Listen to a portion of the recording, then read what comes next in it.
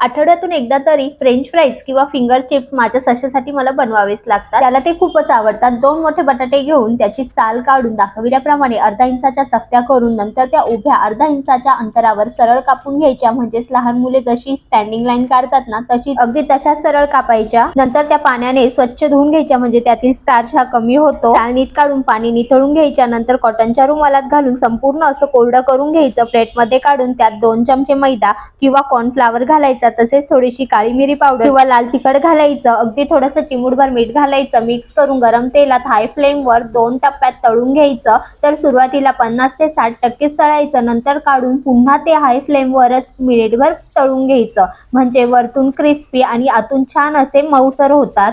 तयार गरमागरम finger chips sauce ketchup सोबत एन्जॉय करा। तसेच अधिक फ्लेवरसाठी चाट मसाला, लाल तिखट घाला। खूपच सोपी पद्धत आहे, एकदा नक्की बनवून बघा। आवडल्यास लाईक, चॅनलला सबस्क्राईब करा।